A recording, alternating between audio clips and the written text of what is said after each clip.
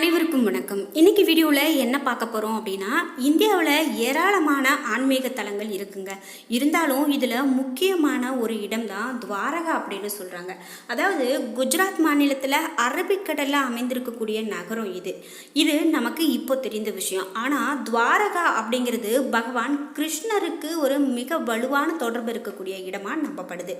என்ன அப்படின்னா, கிருஷ்ணர் 5000 வருடங்களுக்கு முன்பு இங்கு தான் வாழ்ந்தார் அப்படின்னு சொல்லக்கூடியதா இந்த துவாரகா நகரம் சொல்கிறாங்க. அதாவது கிருஷ்ணர் வாழ்ந்த நகரம் கடலுக்கு அடியில் மூழ்கி இன்னைக்கும் இருக்குது அப்படின்னு சொல்கிறாங்க. மகாபாரதம் நடந்தது உண்மைதான் அப்படிங்கிறத நிரூபிக்கக்கூடிய வகையில் இந்த மகாபாரதம் நிகழ்ந்த காலத்தில் ஸ்ரீ கிருஷ்ணர் வாழ்ந்தார் அப்படின்னு சொல்லக்கூடிய துவாரகை நகரம் இன்னைக்கும் கடலுக்கு அடியில் இருக்கிறது கண்டுபிடிக்கப்பட்டிருக்கு. அதை பற்றி தான் இன்னைக்கு வீடியோவில் நம்ம பார்க்க போகிறோம். அது மட்டும் இல்லாமல் பிரதமர் மோடி இந்த துவாரகா நகரை போய் வழிபட்டுட்டு வந்திருக்காரு அப்படிங்கிறது தான் இப்போ ரொம்பவே வைரலாக போயிட்டு இருக்கக்கூடிய விஷயமா இருக்குது. உங்களுக்கு பகவான் கிருஷ்ணர் பிடிக்கும் அப்படின்னா இந்த வீடியோக்கு ஒரு லைக் பண்ணிவிட்டு கீழே கமெண்ட் பாக்ஸில் பகவான் கிருஷ்ணர் பற்றியும் மகாபாரதம் பற்றியும் உங்களுக்கு தெரிந்த தகவல்களை கீழே கமெண்ட் பாக்ஸில் பதிவிடுங்க. அது மட்டும் இல்லாமல் மகாபாரதத்தில் உங்களுக்கு பிடித்த கதாபாத்திரம் எது, இன்றைக்கும் இந்த கதாபாத்திரம் உண்மையாக இருந்தால் நல்லாயிருக்கும் அப்படின்னு நீங்கள் நினைக்கிற உங்களுக்கு பிடித்த கதாபாத்திரம் எது அப்படிங்கிறத கீழே கமெண்ட் பாக்ஸில் பதிவிடுங்க. இதே போல் இந்த துவாரகை நகரம் பற்றி நிறைய விஷயங்களை வீடியோவில் தெரிஞ்சுக்க போகிறோம். நீங்கள் இன்னும் உற்சாகம் டிவி சேனலை சப்ஸ்கிரைப் பண்ணாமல் இருந்தால் சப்ஸ்கிரைப் பண்ணிக்கோங்க. கூடவே இருக்க பெல் ஐக்கானை மறக்காமல் கிளிக் பண்ணிடுங்க. வாங்க வீடியோக்குள்ளே போகலாம். ராம சேது பாலம் எப்படி யுகங்களை கடந்து இன்னைக்கும் நிலைத்திருக்கிறது அப்படின்னு சொல்கிறாங்களோ அதே போல தான் பகவான் ஸ்ரீகிருஷ்ணர் வாழ்ந்ததா இந்த துவாரகாபுரியும் கிட்டத்தட்ட 5200 ஆண்டுகளாக கடலுக்கு அடியில் மூழ்கி கிடக்கிறது அப்படின்னு சொல்கிறாங்க. பாரத போர் முடிந்து சில வருடங்கள் கழித்து கலியுகம் பிறந்தது குறிப்பிடத்தக்கது அப்படின்னு சொல்லலாம். அதாவது கலியுகம் பிறந்து 5100 ஆண்டுகள் முடிவடைந்திருக்கக்கூடிய நிலையில் துவாரகை 5200 ஆண்டுகளாக கடலில் மூழ்கி இருக்கிறது அப்படின்னு சொல்கிறாங்க. குறிப்பிட்டு இந்த துவாரகைக்கு அப்படின்னு நிறைய ஆராய்ச்சிகள் செய்யப்பட்டிருக்குங்க. அந்த அகழ்வாராய்ச்சியின் மூலமாக பல கேள்விகளுக்கு விடை கிடைத்திருக்கிறதா சொல்கிறாங்க. சரித்திர முக்கியத்துவம் வாய்ந்த பல விஷயங்கள் அறியப்பட்டிருக்கிறதா கண்டுபிடிக்கப்பட்டிருக்கிறதா சொல்கிறாங்க. மகாபாரத போர் ஒரு கற்பனை கதை அப்படின்னு நிறைய பேர் சொல்கிறது உண்மைதான், நிறைய பேர் சொல்கிறாங்க. ஆனாலும் இது ஒரு உண்மை நிகழ்வு அப்படிங்கிறத நிரூபிக்கக்கூடிய வகையில் கடலுக்கு அடியில் இந்த துவாரகை இருக்கிறது உறுதி செய்யப்பட்டிருக்கு.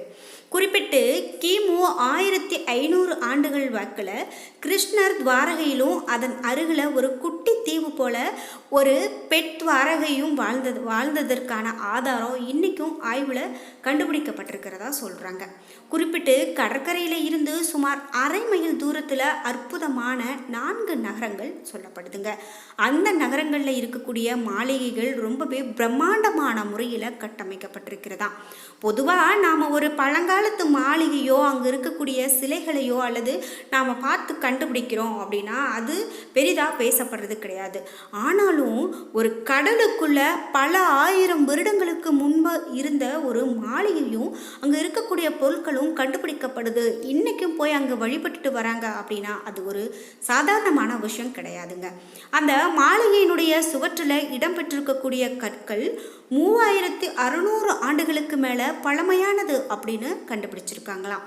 இந்த ஆய்வில் கண்டறியப்பட்ட 4 நகரங்களுக்கு இடையில் இருக்கக்கூடிய தொடர்பும் இருக்குன்னு சொல்கிறாங்க. அதாவது கிட்டத்தட்ட 18 மீட்டர் அகலம் இருக்கக்கூடிய 2 வழி சாலைகள் இங்கு இருந்துள்ளது அப்படின்னு சொல்கிறாங்களாம். தற்போது கடலுக்கு அடியில் உறங்கி கொண்டிருக்கக்கூடிய இந்த நகரம் இந்த காலத்தில் வடக்கு திசை நோக்கி விஸ்தாரமாகி இருக்கிறது அப்படின்னு சொல்கிறாங்க. துவாரகை வடக்கில் விரிவடைந்ததால் அந்த வடக்கு பகுதி பெட் துவாரகை அப்படின்னு அழைக்கப்படுதான். ஒரு குட்டி தீவு போல அமைந்திருக்கக்கூடிய இந்த பெட் துவாரகை புகுத்தி தான் கிருஷ்ணர் மற்றும் அவருடைய மனைவியர்களுக்கு பொழுதுபோக்கக்கூடிய இடமாக இருந்திருக்கக்கூடும் அப்படின்னும் அறியப்படுது. இந்தியாவினுடைய கலாச்சாரத்தையும் பண்பாட்டையும் எடுத்து சொல்லக்கூடிய இடங்கள் அப்படின்னு பார்க்கும்போது பூம்புகார், குமரிக்கண்டம், துவாரகா இவையெல்லாம் கடலுக்குள்ள மூழ்கி இருக்கிறதா தான் நம்புறாங்க. இதுல துவாரகா நகரம் குஜராத் மாநிலத்தில் இருக்கு. கோமதி ஆறும் அரபிக்கடலும் சங்கமிக்கக்கூடிய பகுதியில் அமைந்திருக்கு இந்த நகரம். இந்த மத நம்பிக்கையின் அடிப்படையில் ஸ்ரீ கிருஷ்ணர் துவாரகாவில் வாழ்ந்து ஆட்சி செய்ததா சொல்றாங்க. கலியுகம் தொடங்கியதும் கிருஷ்ணர் அங்கிருந்து வெளியேறிய பிறகு அந்த நகரம் தண்ணீர் மூழ்கியதாகவும் நம்பப்படுது அப்படின்னே சொல்லலாம். குறிப்பிட்டு இந்த நகரம் அப்படின்னு பார்க்கும்போது இந்த நகரத்தை கண்டுபிடிக்கக்கூடிய பணியானது 1930களில் தொடங்கியதான்.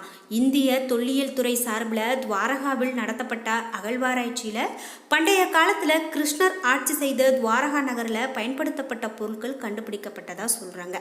பண்டைய கால நகரங்களுடைய சுவர்கள் கட்டப்பட்டிருக்கிறதுக்கான ஆதாரங்களும் கிடைத்திருக்கிறதாகவும் சொல்கிறாங்க. இது துவாரகா நகரத்தினுடைய புகழ்பெற்ற கடந்த காலத்தையும் கிருஷ்ணருடனான அதன் தொடர்பையும் உணர்த்துவதா இந்த ஆதாரங்கள் இருக்கிறதாகவும் சொல்றாங்க. இத்தகைய பெருமை மிக்க கடல்ல மூழ்கி துவாரகா நகரம் இருக்கக்கூடிய இடத்துல தான் தற்போது பிரதமர் நரேந்திர மோடி அவர்கள் சென்றிருக்காரு. அதாவது காவி நிற உடையில பாதுகாப்பு உபகரணங்கள் அணிந்து நீச்சல் வீரர்கள் உதவியோடு கடலுக்கு அடியில சென்ற அவர் அங்கு தரையில அமர்ந்து பிரார்த்தனை செய்திருக்காரு. தன்னுடன் எடுத்து சென்ற கிருஷ்ணருக்கு பிடித்தமான மயில் இறகையும் மண்ணில் நட்டு வழிபட்டதோடு புறப்படும் போது அதை தன்னுடன் மீண்டும் எடுத்துக்கொண்டார் என்பதும் ஒரு இப்போ வைரலாக இருக்கக்கூடிய செய்தியாக இருந்து வருது அப்படின்னு சொல்லலாம். இந்த வகையில் இந்த துவாரகை பற்றி நீங்கள் என்ன நினைக்கிறீங்க அப்படிங்கிற உங்களுடைய கருத்துக்களை மறக்காமல் கமெண்ட் பாக்ஸில் பதிவிடுங்க. அதே போல் துவாரகை அப்படிங்கிறதும் மகாபாரதம் அப்படிங்கிறதும் உண்மையாகவே நடந்த நிகழ்வு அப்படின்னு நீங்கள் நம்புறீங்களா? அதே போல் இந்த மகாபாரதத்தில் உங்களுக்கு பிடித்த கதாபாத்திரம் அப்படின்னு ஒரு சில விஷயங்கள் இருக்கும். அதே போல் கிருஷ்ணர் பற்றி நீங்கள் என்ன நினைக்கிறீங்க? கிருஷ்ணருக்கு விடுத்த சாபத்தால் தான் இப்படி இந்த நகரமே மூழ்கி போனது அப்படிங்கிறது இன்னொரு கருத்தாக இருந்து வருது. இப்படி இந்த நகரத்தை பற்றி நிறைய விஷயங்கள் நாம் கேள்விப்பட்டாலும் கூட இந்த துவாரகா பற்றி தற்போது இவர் அங்கே சென்று வழிபட்ட காட்சிகளாகட்டும் வீடியோவாகட்டும் இப்படி ரொம்பவே வைரலாக போயிட்டுருக்கு அப்படின்னு தான் சொல்லணும். குறிப்பிட்டு யதுகுல அரசர்கள் ஆண்ட அனந்த நாட்டினுடைய தலைநகராக இந்த துவாரகா இருந்ததாகவும் அதனை கிருஷ்ணர் தான் உருவாக்கினார் அப்படின்னு நம்பப்படுது. மேலும் இந்த துவாரகா காலப்போக்கில் அரபிக்கடலுக்குள்ள மூழ்கியதாகவும் ஒரு கருத்து இருக்குங்க. மேலும் கடலுக்குள்ள துவாரகா நகரம் மூழ்கியது தொடர்பாக பல்வேறு தொல்பொருள் ஆய்வுகள் நடத்தப்பட்டிருக்கு. அந்த ஆய்வுகள் அரபிக்கடல்ல நீருக்கு அடியில் பழங்கால நகரம் மூழ்கியதற்கான எச்சங்கள் கண்டுபிடிக்கப்பட்டிருக்கிறதாகவும் இதனால துவாரகை இந்துக்களுடைய புனித நகரங்களில் ஒன்றாகவும் கருதப்படுதுங்க. இந்த நிலையில தான் இப்படி இந்த துவாரகை பற்றி நிறைய தகவல்கள் சொல்லிக்கொண்டே போகலாம் என்று சொல்லலாம்.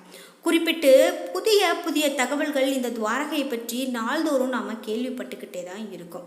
இந்த நிலையில் அரபிக்கடலுக்கு அடியில் இந்த துவாரகை மூழ்கி இருக்கிறதா சொல்லப்படக்கூடிய இடத்துல பிரதமர் மோடி பூஜை செய்தது பற்றி நிறைய விஷயங்கள் பதிவிடப்பட்டிருக்கு. நீரில் மூழ்கி இருக்கக்கூடிய துவாரகா நகரில் பிரார்த்தனை செய்தது தெய்வீக அனுபவமாக இருந்தது. ஆன்மீக மகத்துவம் மற்றும் கால வரைமுறையற்ற பக்தி கொண்ட ஒரு பண்டைய சகாப்தத்துடன் இங்கு இணைந்திருப்பதை உணர்கிறேன் என்றும் பகவான் ஸ்ரீ கிருஷ்ணர் நம்மளுடைய அனைவரையும் நம்மை ஆசிர்வதிப்பார் என்றும் சில தகவல்கள் சொல்லப்பட்டிருக்கு. இந்த துவாரகை அப்படின்னு கேள்விப்படும்போது காந்தாரியோடு தொடர்பு படுத்தி காந்தாரியினுடைய சாபம் தான் இப்படி ஒரு நகரமே மூழ்கியது அப்படின்னு கூட சொல்லி நம்ம கேள்விப்பட்டிருப்போம். ஆனாலும் இந்த துவாரகை அப்படின்னு கேள்விப்படும்போது மகாபாரதத்தில் என்னதான் நடந்திருக்கும், இதனால் இந்த நகரம் இப்படி சொல்கிறாங்க அப்படிங்கிற நிறைய விஷயங்கள் நமக்கு இப்போ எழக்கூடிய கேள்விகளாக இருந்திருக்கும். துவாரகை பற்றி நிறைய வீடியோக்களில் நம்ம கேள்விப்பட்டிருக்கோம். இருந்தாலும் சுவாரஸ்யமான விஷயங்களாக நிறைய தகவல்கள் சொல்கிறாங்க. அந்த வகையில் இப்படி கடலில் துவாரகாவை போய் பார்த்தது தற்போது வைரலாக போயிட்டுருக்கு அப்படின்னு தான் சொல்லணும். உலக புகழ் பெற்ற விஷயமா இந்த விஷயம் மாறி இருக்கு அப்படின்னு தான் சொல்லணும். ஒரு நகரத்துக்கு தேவையான அனைத்து வசதிகளும் இந்த துவாரகையில் இடம் பெற்றிருக்கிறது. சாலை வசதி, வியாபாரம் செய்வதற்கான இடம், மக்கள் கூடுவதற்கான பொது இடம், துறைமுகம், அரங்கம் அப்படின்னு எல்லாமே இருந்திருக்கான். மகாபாரதம் முடிந்து கிட்டத்தட்ட 36 ஆண்டுகள் கழித்து இந்த நகரம் கடலில் மூழ்கி தங்கி இருக்கக்கூடும் என்றும் கணிக்கப்படுதுங்க. இப்படிப்பட்ட ஒரு தகவல்கள் எல்லாம் கேட்கும்போது நமக்கு அந்த மகாபாரதத்தின் மேலே ஒரு அளவில்லாத ஈடுபாடு ஏற்படுது அப்படின்னு சொன்னால் அது மிகையாகாது. என்ன நண்பர்களே, இன்னைக்கு வீடியோவில் பிரமிப்பூட்டக்கூடிய இந்த துவாரகை பற்றிய நிறைய தகவல்களை தெரிஞ்சுக்கிட்டோம். வீடியோ உங்களுக்கு பிடிச்சிருந்தா லைக் பண்ணுங்கள், ஷேர் பண்ணுங்கள், கமெண்ட் பண்ணுங்கள். உங்களுக்கு கிருஷ்ணர் பிடிக்கும் அப்படின்னா இந்த வீடியோக்கு ஒரு லைக் பண்ணிவிட்டு, மகாபாரதம் பிடிக்கும் அப்படின்னா மகாபாரதத்தில் உங்களுக்கு பிடித்த கதாபாத்திரம் என்ன என்பதை கீழே கமெண்ட் பாக்ஸில் பதிவிடுங்க. வீடியோ சேனலை இன்னும் சப்ஸ்கிரைப் பண்ணாமல் இருந்தால் சப்ஸ்கிரைப் பண்ணிக்கோங்க. கூடவே இருக்க பெல் ஐக்கானை மறக்காமல் கிளிக் பண்ணிடுங்க. நன்றி வியூவர்ஸ்.